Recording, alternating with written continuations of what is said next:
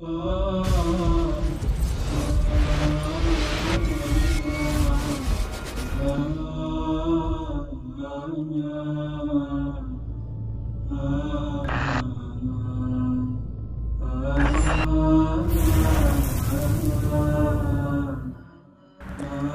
alhamdulillah, wa salatu wa salam ala rasulillah wa ala alihi wa sahbihi wa man wala. Rabbi shrah li sadri wa yassir li amri wa hlul 'uqdatan min lisani yafqahu qawli. Il est le premier compagnon à avoir tiré une flèche pour défendre l'islam. Il est le premier compagnon à avoir tiré une flèche pour défendre l'islam. Il est celui dont le prophète alayhi salatu wa salam lui a dit: tire, je sacrifierai pour toi mon père et ma mère. Ali radiallahu anhu a dit, et le hadith est rapporté par Bukhari et Muslim, le prophète alayhi salatu wa salam n'a jamais mentionné à la fois son père et sa mère qu'en faveur de cet imam que nous allons découvrir ensemble. Il est l'homme aux deux émigrations qui a prié en direction des deux qibla. En ce jour béni, sans trop tarder, en ce jour béni, nous avons rendez-vous avec un homme embelli par la sincérité et la motivation, la droiture et la fidélité. Il s'agit de Sa'd ibn Abi Waqqas radiyallahu anhu. Sa'd ibn Abi Waqqas radiyallahu anhu avait donc embrassé l'islam à l'âge de 17 ans. Rappelez-vous de cet âge, 17 ans. Et malgré son jeune âge, Allah Azza wa Jalla l'avait doté d'une intelligence qui pouvait dépasser celle de beaucoup de personnes âgées. Ainsi, la reconversion de ce compagnon n'était pas une petite chose, compte tenu de sa très grande motivation.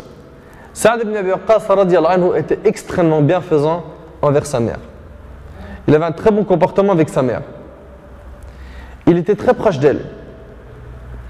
Quant à sa mère, elle faisait preuve d'un très fort caractère, comme l'était la mère de Mus'ab ibn Umayr radiyallahu anhu. Et si Allah Azza wa Jalla nous donne la vie, on aura l'occasion de traiter la biographie de ce noble compagnon, Mus'ab ibn Umayr, un héros parmi les grands héros de l'islam. Je reviens donc à dire que la mère de Sa'd ibn Abi Waqqas était très forte, très dure. Par conséquent, dès qu'elle entendit la nouvelle disant que son fils avait embrassé l'islam, cette nouvelle religion qu'est l'islam, elle alla le voir et lui dit: « Oh Sa'd, quelle est cette religion que tu nous inventes ?» Sa'd répondit: « C'est la religion de la vérité, qui témoigne qu'il n'y a de divinité qu'Allah et que Muhammad est le messager d'Allah. » Sa mère lui dit alors: « Oh Sa'd, écoute bien ce qu'elle va lui dire là. Oh Sa'd, regarde la dureté de sa mère, qui n'était pas musulmane. Oh Sa'd, elle jure, elle lui dit: je ne t'adresserai plus la parole, je ne mangerai plus et ne boirai plus jusqu'à ce que tu renies la religion de Muhammad. Sinon, je mourrai. Écoute ce qu'elle lui dit, elle lui dit: et je mourrai et les gens te le reprocheront.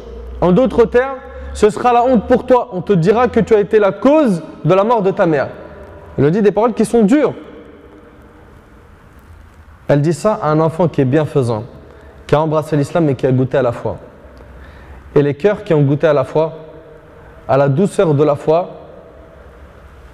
savent très bien que pour rien au monde on échange la foi pour la mécréance. Selon Anas radiallahu anhu, le prophète alayhi salatu wa sallam a dit: trois caractéristiques, celui qui les possède découvre grâce à elle la douceur de la foi. 1. Qu'Allah et son messager lui soient plus chers que tout le reste. Tu veux goûter à l'iman, la foi? Tu as envie de goûter à ça? Parce que généralement quand on parle de la foi, il y a beaucoup de gens qui disent: mais je ressens rien moi, je ne comprends pas pourquoi tu dis la foi. C'est des termes qui ne me parlent pas. Bah, premièrement, si tu veux avoir la foi, il faut que tu aimes Allah et son prophète alayhi salatu wa sallam plus que tout ce qui existe. Plus que tout. 2. Quand il aime quelqu'un, qu'il ne l'aime que pour Allah. Il n'aime pas les personnes pour des intérêts mondains. Tout ça c'est éphémère. Aime une personne pour Allah.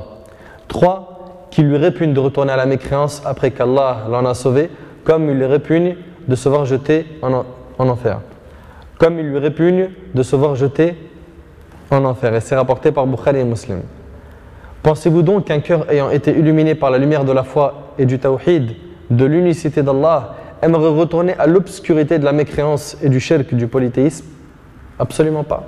Sa'd ibn Abi Waqqas radiyallahu anhu, ce jeune béni qui faisait partie des meilleurs jeunes de Quraysh, répondit alors à sa mère qu'il a mis devant un choix difficile. Elle lui a dit: soit tu renies la religion, soit je me prive de manger et de boire jusqu'à ce que je meure et que les gens t'accusent d'avoir tué ta mère. Qu'est-ce qu'il lui a dit? Radiyallahu anhu. Il a dit, ô chère mère, par Allah, si tu possédais 100 âmes et qu'elles sortaient devant mes yeux les unes après les autres, je ne délaisserai jamais la religion de Muhammad. Allahu Akbar.